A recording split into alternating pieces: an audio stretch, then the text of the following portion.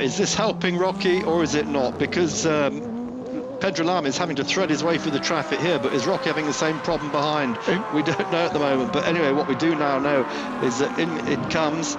Is that the 1 or the 2? That's the 2. The 2. It is Rocky. He comes in. This is going to be his 5th stop of the afternoon. The Peugeot's already made 5 stops. Remember, Rocky started from the pit lane. Just a quick clean up. They're very happy with the car, aren't they? They're not doing any other work. Oh, big accident. Now, where's that? That looks like one of the Courages. Chris, that was huge. I thought it was a single-seater from him. Thought, what's he got into our programme for? Now, who's that? That is going to bring the pace car out. That was a big accident, a rollover, and we're just trying to find out where that was. Rocky then gets his wheels on. Is he going to be able to get out before the pits are closed? Remember, the pit lane will be closed now. Yes, the driver is obviously badly shaken there. Yeah, which of the cars? It's the Sony. It's is it? Difficult to see at this moment, isn't it? Just waiting to see. They're looking at Serge Saunier, and he, of course, is now quickly working out the stopwatch. What are we going to do? Are we going to bring Pedro Lamy in? We're going to get a safety car. There we are. Definitely a safety car, yes. A huge accident there. We're still trying to identify which of the cars it was. It was that blue LMP2 car with yellow rollover hoop covers. Wasn't the Cruise car, was it? The Cruise Lola? I was trying to... No, I think it was one of the multicoloured Courage cars. Look at the damage there, and this is down at the... this is the first chicane by the looks of it. Isn't it? Yes. So many accidents they have here. They're leaving the driver in the car at the moment very wisely, because if he has any back injury, they like just to get everything stabilised. They can lift the driver about let the doctors supervise getting him out of the car. Talking to the marshals, and but look at the wreckage of that car. Yes. Still just waiting to... There's the safety car coming out. Still just waiting to get the... get identification of that car. Thank you on the forum. We'll come back to the forum in a while, because we put a thread out earlier on about how to honour Le Mans drivers, and been some very interesting... We've had some very constructive ideas. Thank you very much. We'll talk about that later. At the moment, let's just concentrate on what's going to happen now, because there's going to be a rescue operation. I think, Chris, we're getting for quite a long safety car. Yeah, well, they could even at this point red flag the race, because it'll be well beyond the 75% or whatever the cut-off limit is at the moment. But the car is off the track. It is off the track, isn't it? That's the good thing. So, yeah, Mike Rockenfeller has rejoined as we talked. He's had his pit stop. He's rejoined. They have let him out of the pit lane. He's back out on track, and he's still in 2nd place. Creation, that also stopped. And this is the other car we haven't yet talked about. As we look at... It's one of the Oreca...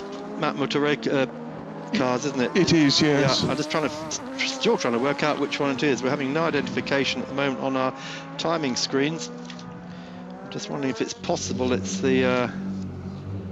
They had fallen well down the... We were going to mention that, weren't we, about how the Courages had fallen right down the field. For what reasons, we don't know, but they're all obviously looking now. Is this, could this be Stéphane Ortelli? Could it be the number 5 car?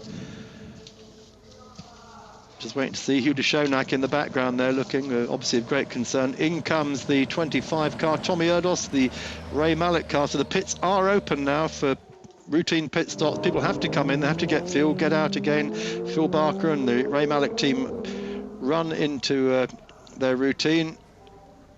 Hugh de Schonack still waiting there to see what's going on. Hopefully we'll get more news on it, but it's either going to be the number 5 car. Or is this a replay? This looks like it's a replay. Yep. It is the 5 car. It is Stéphane Ortelli at the wheel. The car just snapped sideways, and then did it hit the back of the Audi? It hit the Audi. No, just missed the Audi, hit the curbs, and off it goes, cartwheeling across the track. Well, that is a huge accident, Chris. Yes. And the moment we suddenly saw the car coming into view, I thought, what are you doing showing a single-seater in the middle of a... Well, once again, it shows the strength of modern racing cars. Gets sideways and the air gets under... Oh, how it missed that Audi. How it missed that Audi. We shall never know. Oh, the team just look at it. Oh. Yes.